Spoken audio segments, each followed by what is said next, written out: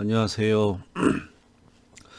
자, 사회정책, 4강 사회정책과 국가, 복지국가를 중심으로 살펴보고 있는데, 오늘은 이 4강의 마지막 네 번째입니다. 그래서 어, 복지국가의 유형이라고 하는 거를 살펴볼 텐데, 이 복지국가 유형론은 복지국가 복지라고 하는 거를 사회정책의 주요한 목적으로 삼고 사회정책을 실시하고 있는 그런 국가들을 이러저러한 기준으로 해서 이제 구분을 하고 있는 겁니다. 그런데 이 유형론이라고 하는 거는 결국 어떤 기준을 설정해서 복지국가를 구분하느냐라고 하는 문제이기 때문에 굉장히 유형이 많아요. 많은데 가장 기본적인 것 한 세 가지 정도만 살펴보겠습니다. 근데 요 세 가지만 가지고도 우리가 이 사회정책이나 복지라고 하는 거를 복지정책을 실시할 때 대충 이 세 가지가 이제 상이한 기준을 가지고 있기 때문에 요 기준을 이 세 가지 유형만 가지고도 이런 정책을 이런 내용으로 실시한다라고 하면 대충 이 정부, 이 국가는 어떠한 복지국가, 어떤 사회정책을 추구하고 있구나라고 하는 거를 대충 여러분들이 이해하실 수가 있을 겁니다. 그래서 현실적으로 굉장히 많이 쓰고 있는 유형론이기 때문에 요 세 가지는 여러분들이 잘 알아두시면 굉장히 도움이 많이 될 겁니다. 일단 이제 첫 번째로 복지국가의 유형 중에 첫 번째인데 요거는 사실 이미 전에 얘기를 했어요. 얘기를 했기 때문에 간단하게 설명만 하고 넘어가도록 하겠습니다. 가장 중요한 복지국가의 기본적인 유형은 비스마르크형이냐 비버리지형이냐라고 하는 두 가지 형태로 복지국가를 구분을 하는 건데 전에 말씀드렸듯이 이 비스마르크형이라고 하는 거는 독일이고 비버리지 유형이라고 하는 거는 영국을 얘기를 해요. 자, 그런데 이 비스마르크 모델, 비버리지 모델이라고 하는 게 갖는 가장 큰 차이는 딱 두 개의 단어로 우리가 요약해서 정리를 할 수가 있습니다. 자, 그거 뭐냐면 비버리지형이라고 하는 거는 사회 부조형이고 비스마르크형이라고 하는 거는 사회 보험 형태입니다. 그래서 복지 정책을 국가가 추구하는데 비버리지 모형이라고 하는 거는 세금을 걷어서 그 세금으로 부조라고 하는 거는 일방적으로 도와준다라는 거예요. 지원한다 일방적으로. 그러니까 별도의 세금 이외에는 내가 별도의 금전적인 기여를 하지 않더라도 사회정책의 모든 혜택을 대부분 받을 수 있는 모형. 이게 이제 비버리지이고 이거를 우리가 사회 부조형이라고 얘기를 하는 거고 비스마르크형이라고 하는 거는 이제 사회 보험 모델인데 세금은 세금대로 내고 그거와는 별도로 내가 보험료를 내야 됩니다. 특정 사회 영역에 대한 사회정책의 수혜를 받기 위해서는 그 사회정책 영역에 대한 금전적 기여를 내가 하고 금전적 기여를 한 거에 상응해서 내가 어떤 혜택을 받게 되는 지원을 받게 되는 요게 이제 사회보험형입니다. 자, 그럼 어떻게 되죠? 비버리지형은 영국 같은 경우에 예를 들어서 이제 무상의료라고 하는 기본적인 질병이나 보건과 관련해서는 세금 이외에 별도의 금전적 기여를 개별 시민들이 하지 않는 거죠. 그리고 본인이 몸이 아프면 아무 때나 병원에 가서 치료를 받거나 이렇게 할 수 있는 거고 비스마르크형 같은 경우에는 이 독일 모델은 세금은 세금대로 내지만 그거와는 별도로 내가 사회정책이나 복지정책의 혜택을 받기 위해서는 보험이라고 하는 거를 들어야 되는데 이 비스마르크형에서의 사회보험은 왜 보험 모델이 아니고 사회보험이냐면 강제적으로 의무적으로 모두가 다 들어야 되기 때문에 가입을 해야 되기 때문에 그래서 사회보험입니다. 사회적으로 실시하는 보험이다 이렇게 이해를 하시면 되고 그러다 보니까 예외가 없다. 모든 사람들이 무조건 강제적으로 특정한 영역의 사회정책에 대해서 가입을 하고 혜택을 받아야 되는데 자발적이 아니다라는 겁니다. 강제형이다.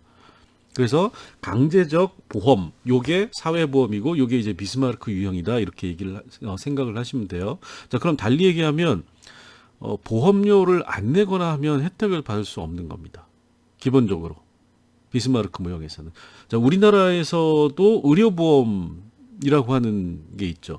자, 전국민 의료보험은 사회보험이라고 우리가 얘기를 하고, 자, 그 사회보험의 경우에는 어떻게 하죠? 내가 취업을 하면 의료 혜택을 받기 위해서는 의료보험료를, 자, 직장 가입자는 직장의료보험에, 직장이 아닌 자영업자나 사업자 같은 경우에는 지역의료보험에 강제적으로 의무적으로 가입을 해야 되고, 그 다음에 그러면 내 이제 그 직장인 같은 경우에는 월급에서 내가 내거나 안 내거나가 아니라 기업에서 월급을 줄 때 의료보험료를 공제를 미리 빼버리고 나머지 돈만 주는 겁니다. 강제적인 거기 때문에.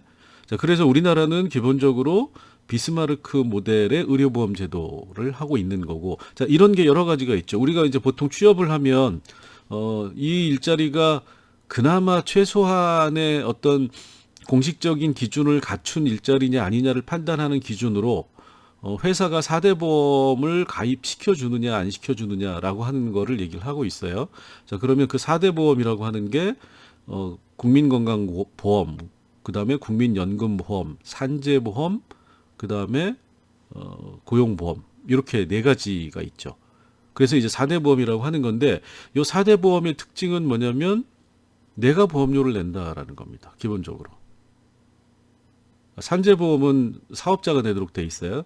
근데 어쨌든 사회보험형이라고 하는 거는 기본적으로 가입자가 기여금을 내고, 그리고 그 기여금을 내야만 내가 혜택을 받는다, 이렇게 돼 있는 겁니다. 내가 의료보험료를 일정 기간 안 내면 의료보험의 혜택을 받을 수가 없게 되는 거죠. 연금도 마찬가지입니다. 내가 일정 기간 연금을 안 내면 안 낸 기간만큼 혜택에서 제외가 되는 건데, 안 내고 버틸 수가 있느냐, 내가 뭐 돈 없다고 버티고 안 내면 할 수 없는 거지만 그럼 나중에 연금을 못 받게 되는 겁니다. 그리고 대부분의 사람들은 버틸 수가 없는 거죠. 회사에서 미리 떼버리기 때문에. 자, 그래서 장단점이 있어요. 비버리지형 모델을 할 경우에는 이런 기본적인 시민들의 생존과 관련된, 그래서 이제 비버리지 모델에서는 뭐라고 얘기를 하죠? 요람에서 무덤까지 국가가 책임진다. 근데 국가가 책임진다라고 얘기를 하지만 그 국가는 결국 무엇로 운영되는 거냐? 시민들의 세금으로 운영을 하는 겁니다. 자, 그러면 결국은 세금을 많이 내야 되는 거죠. 그런데 이 비스마르크형 같은 경우에는 세금을 내고, 그 다음에 별도로 사회보험료를 또 내고, 그리고 그거에 따라서 혜택을 받는 이런 시스템이기 때문에 어떻게 보면은 비스마르크 모델에서 실제적으로 들어가는 돈이 더 많을 수도 있는데 결국은 똑같다라는 겁니다. 세금을 더 걷는 거나 사회보험료를 따로 걷는 거나 실질적인 내용은 같을 수 있다, 이렇게 이제 얘기를 할 수가 있어요.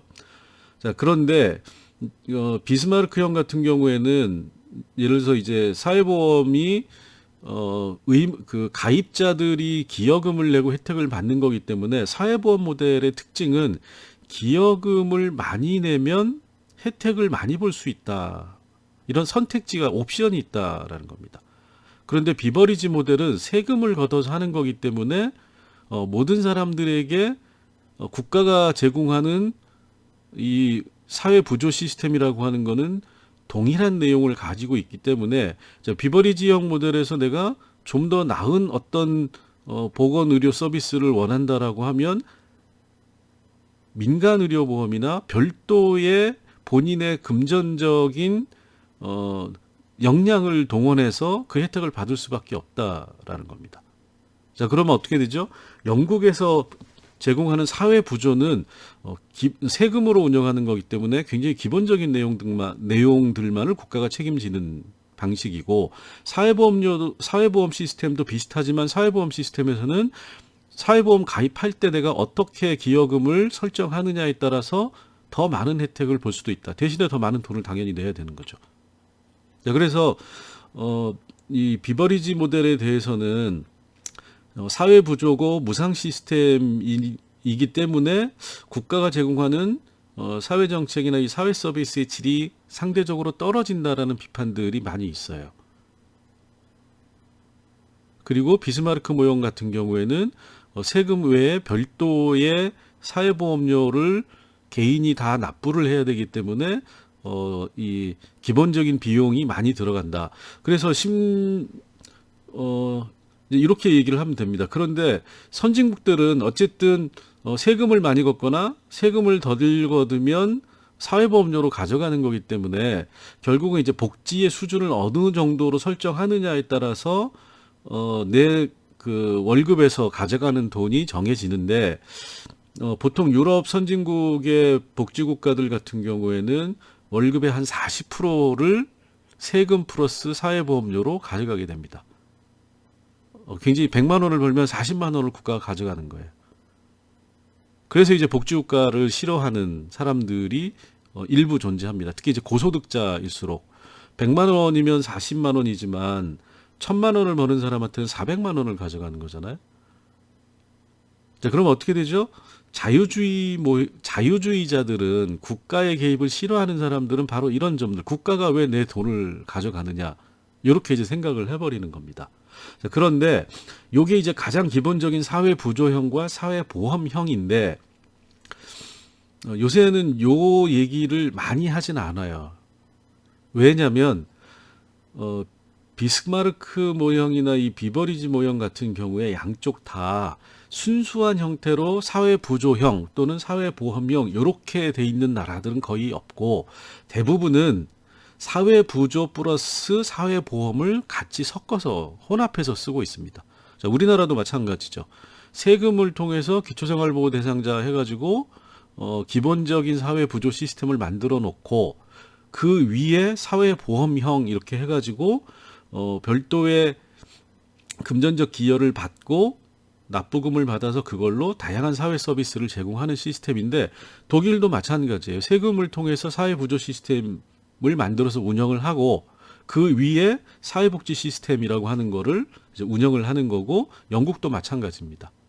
다만 사회부조가 커버하는 영역이 개인들의 일상적인 기본적인 최소한의 인간다운 삶을 산다라고 이제 우리가 추상적으로 얘기를 하는 건데 그 최소한의 인간적인 삶이라고 하는 거의 기준이 나라마다 다르다라는 거예요. 자, 그래서 이제 그거는 국가마다 차이가 있기 때문에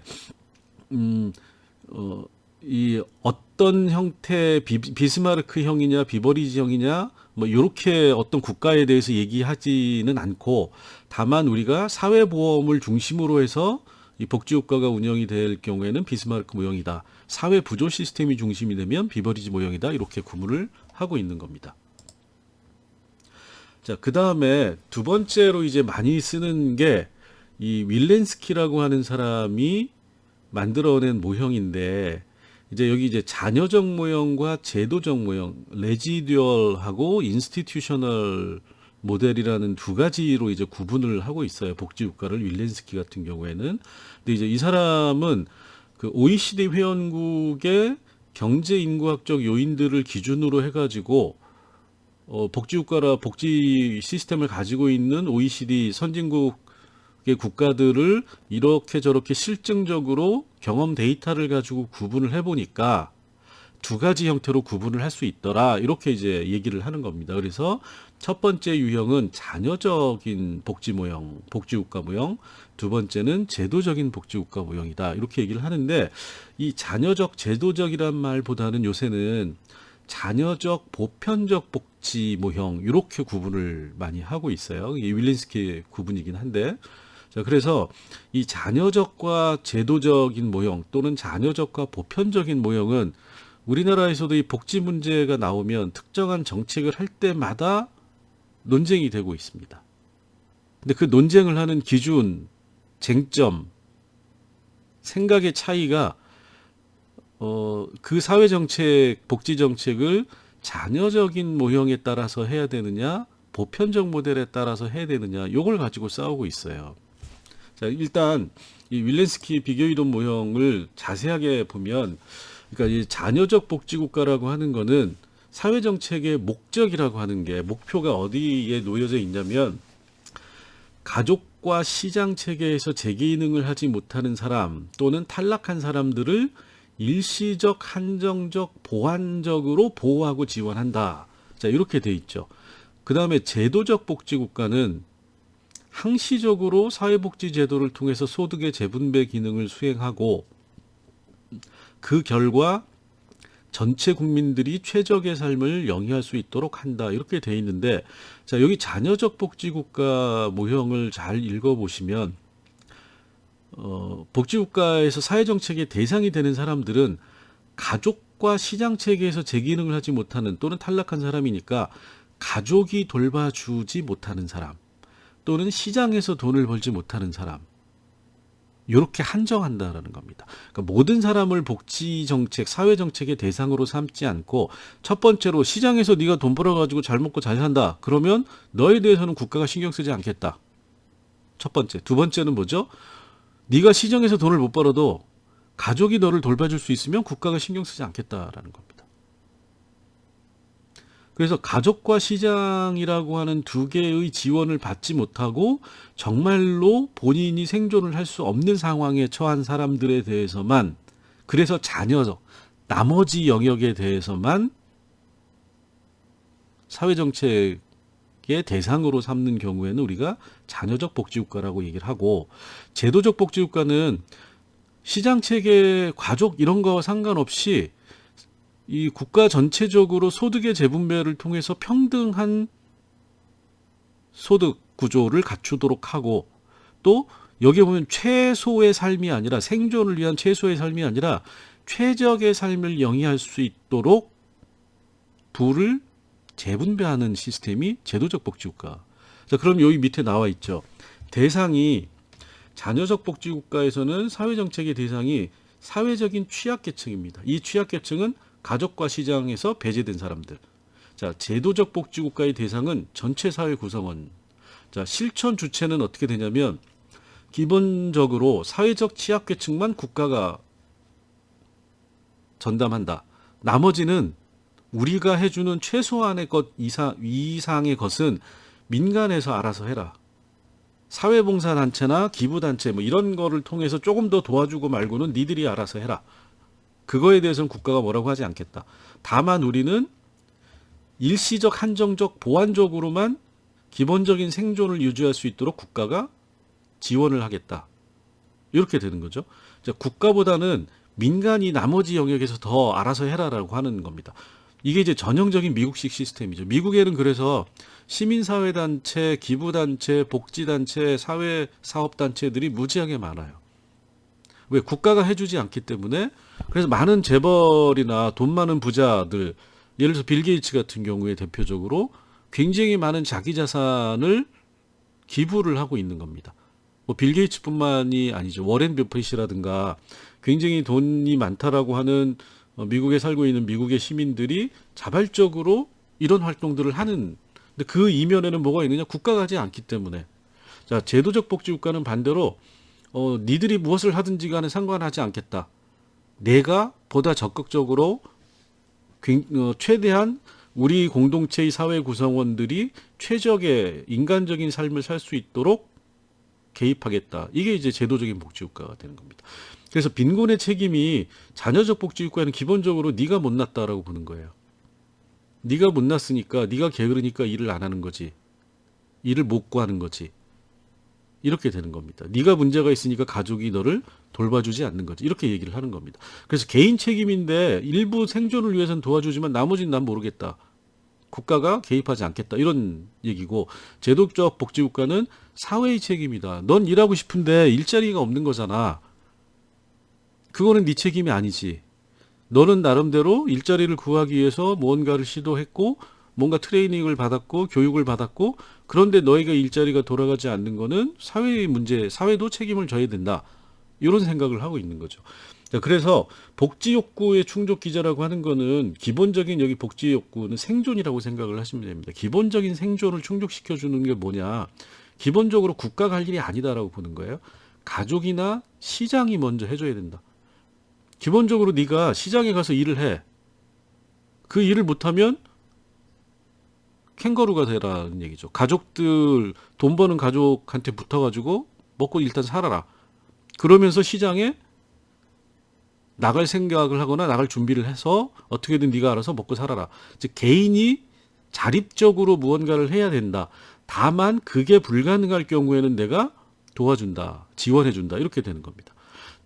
제도적 복지국가는 그게 아니라 하나의 시스템을 만들어 놓고 국가가 모든 영역에서 개인들이 자신의 의지와 무관한 상황에 처했을 때 그거를 충족시켜 주는 거를 얘기를 하는 거죠. 자, 그러다 보니까 이 시스템이 우리나라 여러분들이 복지 사회정책의 영역을 자꾸 복지로만 생각을 하시면 안 되고, 자, 이 자녀적 복지국가에서는 그러니까 생존을 지원한 것, 먹고 살기 힘들고 당장 돈이 없어서 당장 치료를 못 받는다 그러면 국가가 무언가를 해주는 거죠. 근데 제도적 복지국가는 태어나면, 자, 유럽의 많은 국가들이 태어났을 때 출산 장려금이 있어요. 자, 그건 뭐냐면 애가 태어나면 애를 네가 키워야 되니까 네 임금에서 별도의 돈이 더 들어갈 거잖아. 그러니까 어떻게 되죠? 출산과 관련된 중비용품을 사기 위해서 100만 원, 150만 원, 200만 원, 500만 원 이렇게 지원금을 줍니다. 이거는 부자거나 가난한 사람이거나 상관없이 무조건 애를 낳았다라는 조건만 충족이 되면 기본적으로 해주는 거죠. 그 다음에 보육과 육아라고 하는 게 이쪽에서는 어떻게 되죠? 이 자녀적 복지국가에서는 개인이 알아서 해야 되는 겁니다. 근데 제도적인 복지국가에서는 기본적으로 무상보육, 무상교육 시스템인 거죠.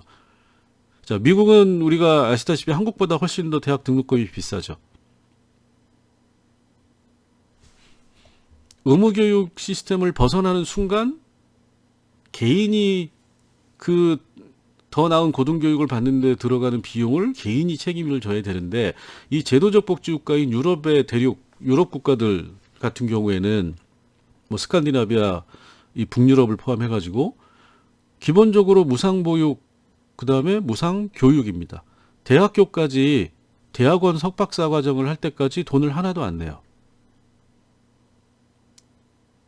자, 교육은 우리가 복지 영역이라고 생각을 하지 않죠. 사회정책이죠. 더 크게 생각을 하면. 자, 그러면 그건 무슨 얘기냐면 국가가 기본적인 최적의 삶을 영위하는데 네가 돈이 없어서 대학을 못 간다라고 하는 거는 개인의 책임이 아니라 사회의 책임이기 때문에 사회가 네가 노력하는 거에 대한 상응하는 결과를 받을 수 있도록 기회의 평등을 제공해 주겠다. 그런 의미에서 네가 공부하기 싫으면 대학 안 가는 거지만 네가 가고 싶으면 돈이 없어도 갈 수 있도록. 왜? 돈이 있고 없고는 너의 문제가 아니라 부모의 문제인 거고 그건 사회의 영역에 속한다라고 생각을 하는 거죠. 자, 그래서 자녀적 복지국가는 기본적으로 선별주의라고 하는, 자, 취약계층을 대상으로만 사회정책을 펴기 때문에 누가 취약계층인지를 그때그때 결정을 해야 되는 거잖아요. 선별을 해내야 되는 겁니다. 자, 선별을 하는데 기본적으로 생존과 관련된 거는 결국 뭐죠? 경제적이고 금전적인 소득에 관련된 거기 때문에 소득이나 자산소 조사 등을 통해서 대상자들을 선별을 하고 선별된 대상자들만을 사회정책의 대상으로 삼아서 정책을 실시하는 복지국가, 이렇게 되는 거고, 제도적 복지국가는 우리가 보편주의, 그래서 이제 이 보편적 복지국가라는 얘기가 여기서 나오는 겁니다.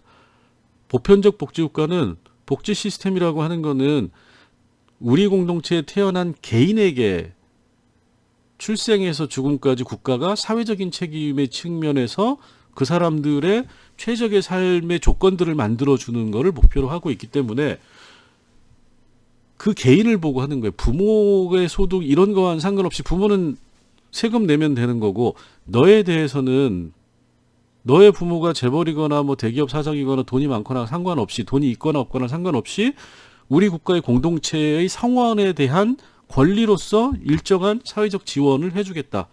이런 시스템을 가지고 있는 거죠. 선별하지 않는다라는 거예요. 자, 그러면 자, 우리가 이 모형은 굉장히 많이 얘기를 하고 있어요, 지금. 자, 우리 지금 선거 끝난 이후에 최대 쟁점 중에 하나가 뭐죠? 여러분들이 신문이나 뉴스를 보시면 재난기본소득이다. 이 재난기본소득에 대해서 왈가왈부 말이 많죠. 자, 뭐라고 하죠? 주면 안 된다. 자, 두 번째는 뭐죠? 70%만 줘야 된다. 세 번째는 100% 다 줘야 된다. 자, 그러면 요 세 가지 입장이 주면 안 된다라고 하는 거는 복지국가 이 사회정책을 하지 않겠다라는 거예요. 그죠? 자유주의적인 입장인 겁니다. 아니, 지들이 장사 못하고 하는 거를 왜 내 세금으로 하느냐, 이렇게 생각을 하는 거죠. 자유주의적인 생각을 가지고 있다, 이렇게 생각을 하시면 되고, 70%만 주겠다. 자, 이건 뭐죠? 사회적인 취약계층이라고 생각되는 사람에 대해서만 지원금을 주겠다라는 겁니다. 30%는 돈 안 줘도 잘 먹고 잘 살 수 있는데 왜 세금으로 거기까지 줘야 되느냐? 너네는 니들이 알아서 해라. 취약계층이 아니기 때문에. 자, 이게 뭐죠? 선별주의, 자녀적 복지국가인 겁니다. 자, 100%를 다 줘야 된다라는 건 뭐죠? 자, 100%를 다 주는 거에 대해서 반대하는 사람들이 가장 많이 주장하는 게, 아니, 부모가 돈 그렇게 많이 버는데, 대기업 사장인데, 재벌 회장인데, 그 자식까지도 우리가, 또는 재벌 회장한테도 재난기본소득을 뭐 100만 원, 20만 원, 50만 원을 줘야 되느냐? 이렇게 얘기를 하는 거죠. 그런데 보편주의적 입장에서는 세금을 똑같이 냈기 때문에 세금에 대한 권리다라고 보는 거예요. 돈의 액수를 중요하게 생각하는 게 아니고. 그러다 보니까 줄 거면 다 줘라. 이거는 보편주의적인 이념을 가지고 있는 거죠. 자, 그래서 재난기본소득이라고 하는 하나에 대해서도 우리가 이 이론을 그대로 적용해 볼 수 있다는 겁니다. 주지 말자라고 하는 거는 자유주의적인 생각이고, 그거는 복지나 사회정책을 지향하지 않는 거고, 사회정책이나 복지효과를 지향하는 입장이면 두 개 중에 하나다. 70%냐 100%냐. 70%를 주장하는 사람들은, 자, 100%가 아닌 건 다 똑같은 거예요. 70%만 준다, 80%만 준다, 50%만 준다. 그거는 전부 다 자녀적 복지국가의 유형에 속하는 생각을 가지고 있는 거고, 그걸 지향하는 거고, 100%를 다 주자고 하는 거는 제도적 복지국가, 보편주의를 지향한다. 그래서 보편적 복지국가, 이렇게 이제 보통 얘기를 많이 하죠.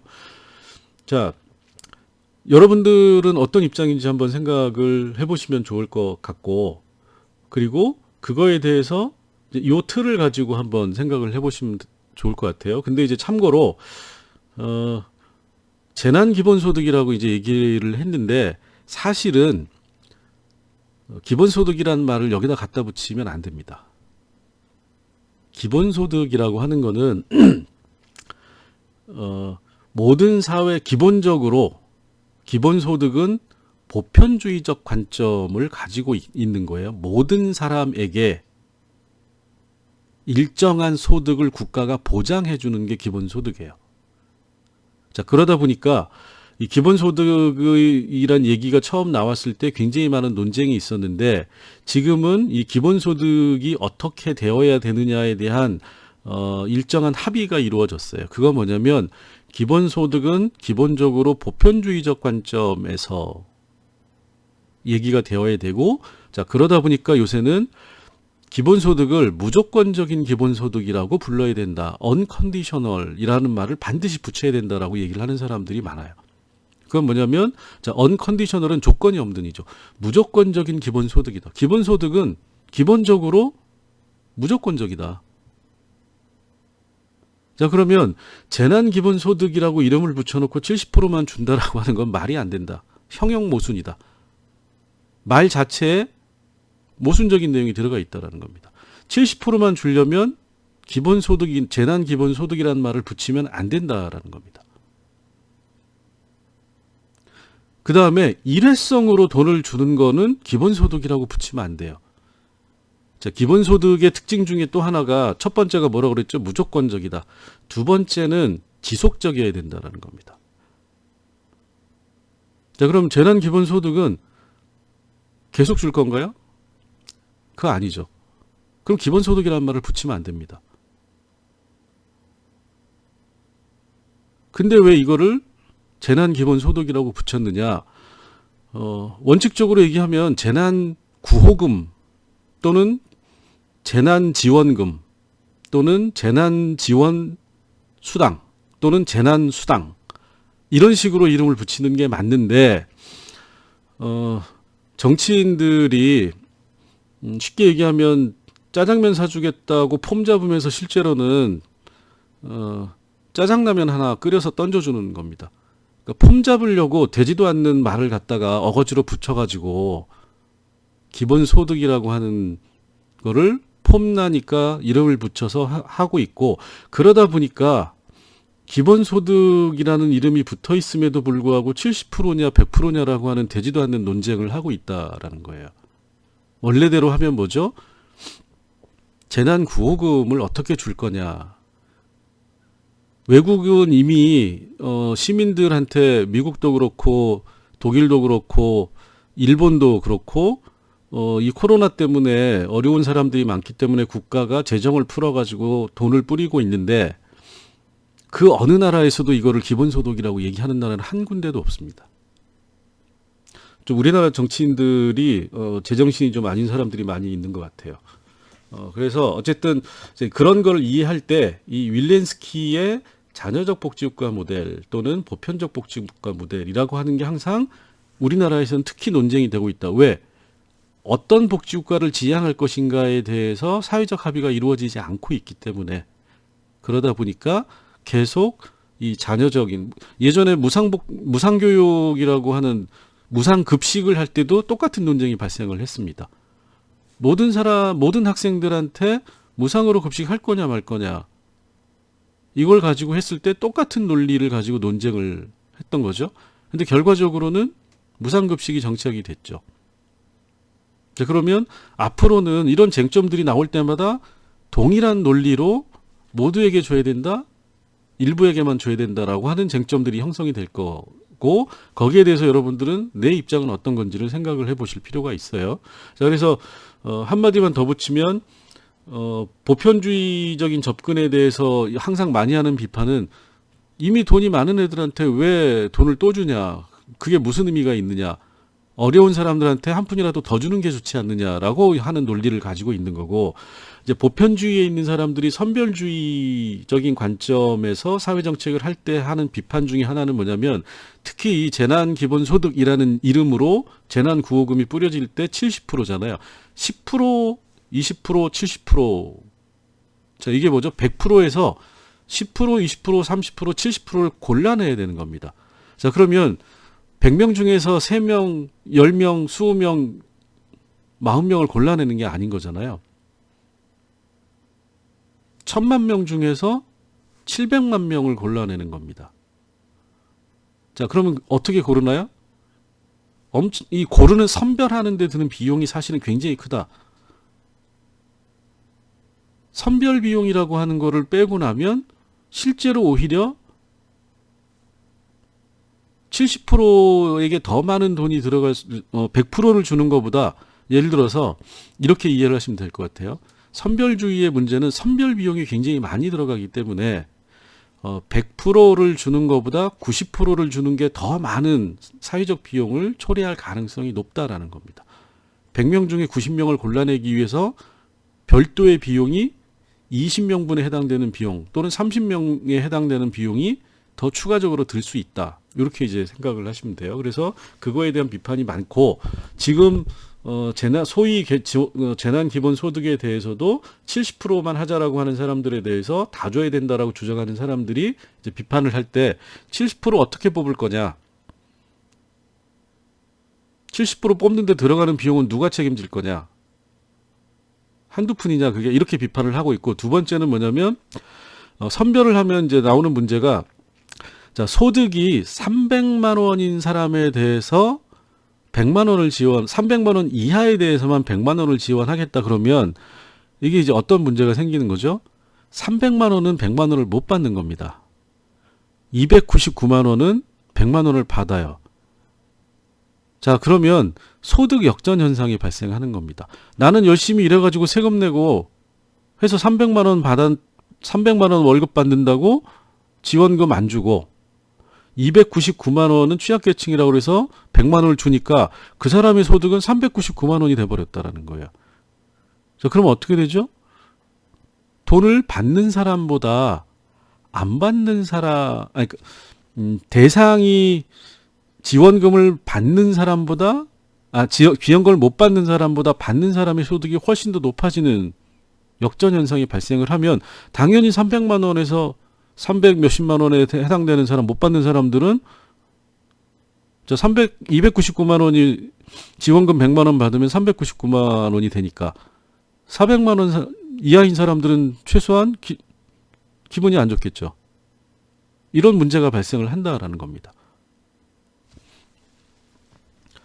자, 요게 이제 두 번째 윌렌스키의 모형이었고, 그 다음에 이제 세 번째로 에스핑 앤더슨이라고 하는, 원래 이제 괴스타 에스핑 앤더슨이라고 이제 돼 있는 덴마크 사람인데, 사회학을 하는 사람이에요. 사회학자고, 복지국가를 얘기할 때는 거의 복지국가 이론의 가장 석학이자 가장 유명한 사람, 이렇게 생각을 하시면 됩니다. 그 이유는 이 사람이 이제 복지국가 체제라고 하는 걸 가지고 복지국가 유형을 만들었는데, 이 복지국가 유형을 굉장히 많은 사람들이 활용을 하고 있어요. 그래서 이 사람의 이론의 특징은 복지국가 유형을 나누는데 레짐이라고 하는 어떤 복지국가의 시스템을 분석을 해서 그거에 따라서 유형을 구분하고 있다. 자, 그러면 이 복지국가를 에스핑 앤더슨이라는 사람이 구분을 할 때 가장 중요한 기준으로 삼는 게 뭐냐? 상품화의 정도다. 그러니까 시장과의 거리를 보는 거죠. 그래서 탈상품화된 정도가 높을수록 높은 수준의 복지국가다라고 보는 겁니다. 탈상품화라고 하는 거는 아주 간단하게 생각을 하시면 이렇게 이해를 하시면 돼요. 내가 시장을 통해서 생존을 100% 도모할 수 있다. 도모해야 된다. 그러니까 시장을 통하지 않고는 나는 생존할 수 없다. 그러면 100% 상품화된 겁니다. 그런데 시장을 통하지 않고 내가 100% 살 수 있다. 그러면 100% 탈상품화된, 그러니까 상품이라고 하는 건 뭐죠? 시장에서 상거래를 통해서 거래되는 물건을 상품이라고 하는 거죠. 자, 그러면 상품화라고 하는 거는 내 생존이라고 하는 게 시장에서 상품으로 거래되는 물건을 통해서만 내 생존이 유지될 수 있다. 그걸 상품화라고 얘기를 하는 겁니다. 자, 그래서 탈상품화와 복지국가라고 하는 거를 연동을 시켜 놓은 거고, 그래서 탈상품화의 정도가 높을수록 복지국가의 정도가 높다. 이렇게 이제 보는 건데, 자, 그러면 탈상품화의 정도를 어떻게 얘기를 하냐면, 국가가 개인에게 시장에 의존하지 않고 생활할 수 있도록 보장해주는 정도를 탈상품화의 정도로 본 겁니다. 그래서 이 정도가 높을수록 복지국가의 정도가 높은 거로 본 거죠. 자, 그래서 이제 구체적으로 보면 세 가지를 얘기를 해요. 복지 수혜의 규칙이 어떤 거냐. 두 번째로 복지를 통해서 받게 되는 이 소득이 임금 소득을 어느 정도 대체할 수 있느냐. 그 다음에 세 번째, 복지권의 보장 범위를 어디까지 하느냐. 이렇게 이제 이 세 가지를 가지고 탈상품화의 정도를 얘기를 하고 있는 겁니다. 자, 그래서 결국은 탈상품화의 기준은 앞에서 얘기한 이 윌렌스키 모형에서도 나오지만 국가와 시장, 가족의 역할 분담이라고 하는 게 어떻게 돼 있느냐라고 하는 거를 이 에스핑 앤더슨이 본다라는 겁니다. 자, 그래서 이 에스핑 앤더슨은 복지국가 체제라고 하는 거를 세 가지 유형으로 얘기를 해요. 자유주의적 모델의 복지국가, 보수주의적 모델의 복지국가, 사회민주주의적 모델의 복지국가, 이렇게 세 개를 얘기를 합니다. 자, 그러면 앞에서는 이 자유주의 모델은 안 나왔는데 기본적으로 복지국가가 아니라고 보니까, 그런데 요새는 자유주의 국가나 자유주의 이념에서도 아주 기본적인 복지를 인정을 합니다.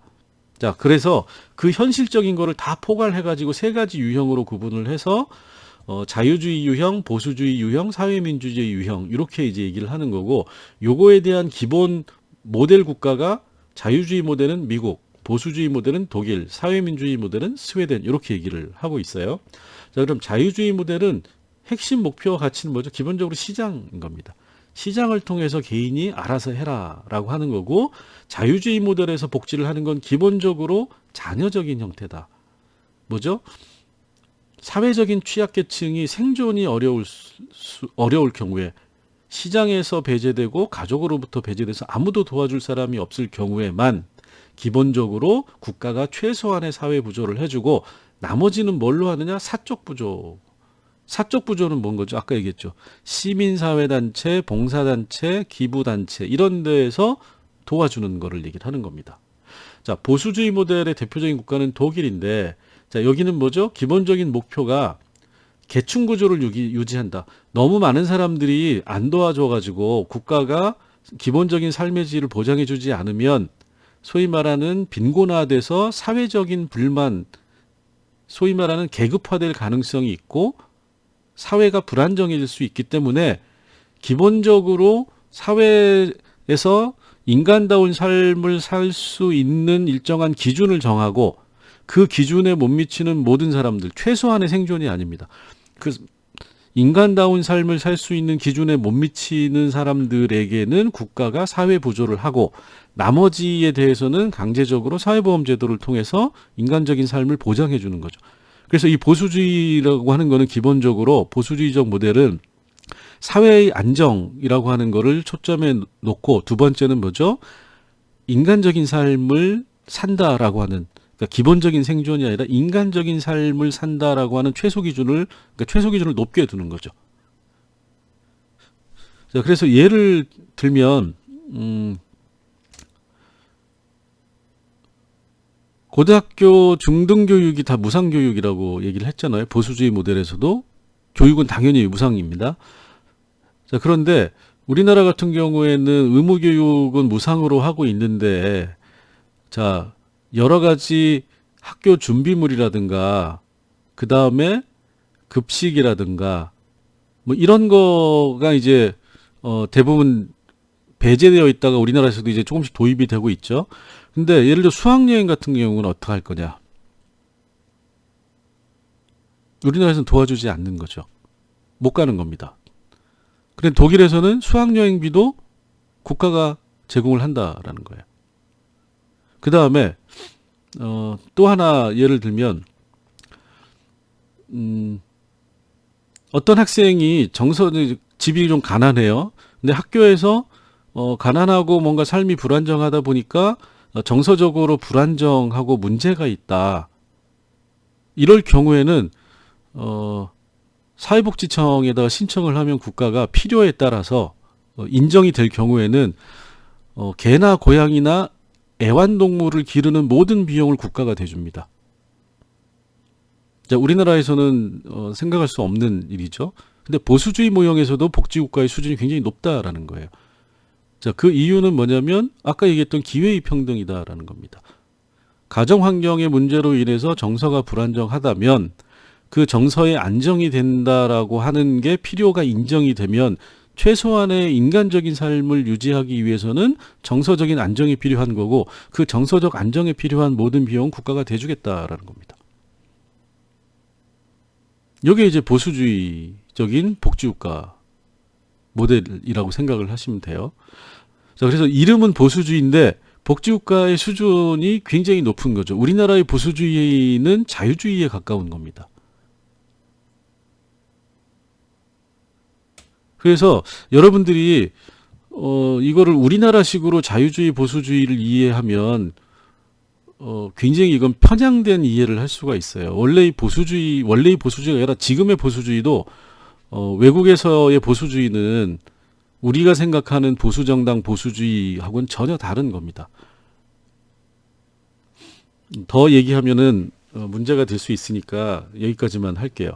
자, 그 다음에 이제 사회민주주의라고 하는 대표적인 국가가 스웨덴이고, 스웨덴은 탈상품화의 정도가 굉장히 높고, 자, 평등을 추구한다는 거, 적극적으로 사회의 부의 재분배라고 하는 거를 추구한다. 그래서 보편주의적인 사회 부조, 세금을 많이 걷어가는 대신에 인간다운 삶에 관련해서는 모든 걸 국가가 책임진다라고 하는 기본적인 사고를 가지고 있다라는 겁니다. 이런 시스템이 이제 이 스웨덴형이다. 그래서 우리가 북구가 대부분 사회민주주의 정당이 뭐 항상은 아니었지만 대부분 집권을 했고 또 사회민주주의 정당이 집권했던 데가 복지국가의 수준이 훨씬 더 높게 나타난다. 이렇게 얘기를 하시면 되고, 다만 보수주의 국가라고 하는 데에서도 복지국가가 발전하지 않은 게 아니라 복지국가의 수준은 굉장히 높지만 사회민주주의 복지국가 체제에 비해서는 상대적으로 복지국가의 수준이 낮다. 이렇게 이제 이해를 하시면 됩니다. 자, 그래서 여기 이제 요약을 하면 이 탈상품화의 정도라고 하는 거는 자유주의에서는 굉장히 낮고 상품화돼 있다는 거죠. 사회민주주의가 높고 보수주의는 중간. 대신에 임금 생활자는 높다라고 하는 거는 중산층이 이 사회복지나 사회정책의 주된 혜택을 받는다라는 거예요. 사회보험 시스템에서는. 그다음에 계층화라고 하는 거는 여기는 당연히 빈익빈부익부라고 하는 소득 양극화가 심하고, 왜냐하면 생존이라고 하는 가장 기본적인 이 수준에서만 국가가 개입을 하는 거기 때문에, 그래서 높은 불평등 계층 구조를 가지고 있고, 요거는 기존의 계층 구조가 그대로 유지된다. 여기는 계층 구조가 완화된다라는 거예요. 평등주의적 계층 구조. 그러니까 쉽게 얘기하면 대기업의 사장이나 그 회사에서 가장 낮은 직무라고 하긴 그러네요. 그러니까 가장 단순한 직무를 수행하는 사람들 사이에 소득 격차가 자유주의나 보수주의에서 훨씬 더 적게 나타난다라는 겁니다. 그러다 보니까 사람들의 삶의 만족도, 왜냐하면 잘 사는 사람들은 나름대로 소득 격차가 존재하죠. 그게 아주 높지 않을 뿐이지 다른 나라에 비해서. 하지만 그 사람들은 어쨌든 부유한 삶을 사는 거고, 가장 단순한 업무를 수행하고 다른 자유주의나 보수주의 유형이었으면 생존이나 또는 그거보다 약간 높은 수준에서의 삶을 유지하는 사람들은 그거보다 훨씬 더 높은 수준에, 그러다 보니까 삶에 대한 만족도가 굉장히 높게 나타난다. 재분배 기능을 국가가 별로 수행하지 않는다. 중간. 자, 수평적 재분배라고 하는 거는 위기에 처했을 때 여기에서 옆에서 빼가지고 옆으로 옮긴다. 이렇게 되는 거고, 그래서 이제 중산층이 그 혜택을 제일 많이 보는 거죠. 임금생활자. 그리고 여기서는 임금생활을 하게 되면 대부분 중산층에 들어가는 이런 구조를 가지게 되는 거죠. 사회민주주의는 굉장히 높다. 이건 뭐죠? 윗돌 빼서 아랫돌에게 넘겨준다라는 겁니다. 피라미드형을 하지 않고 피라미드에서 꼭지점을 낮게 하고 중간층을, 그러니까 다이아몬드형 정도로 생각을 하시면 됩니다. 그래서 복지 제공의 주체는 기본적으로 시장, 그 다음에 여기는 국가 플러스 가족, 그 다음에 이제 여기도 국가가 주긴 하지만 가족의 역할이 여기서는 좀 중요하다라는 거고, 사회민주주의라고 하는 건 기본적으로 가족이고 뭐 다 필요 없이 국가가 모든 걸 다 책임진다. 이렇게 이제 이해를 하시면 됩니다. 그래서 여러분들이 복지국가 유형 중에서 기본적으로 우리가 알아둬야 될 모형이 비스마르크 모형하고 비버리지 모형, 그래서 사회보험 모형과 사회보조 모형, 그 다음에 윌린스키의 자녀적 복지 모델, 그리고 보편적 복지 모델, 그리고 에스핑 앤더슨의 복지국가 체제에서 자유주의형, 보수주의형, 사회민주주의형, 요 세 가지 기준을 가지고 모든 사회 정책을 얘기를 해볼 수 있다. 이렇게 이제 여러분들이 이해를 하시면 됩니다. 수고하셨습니다.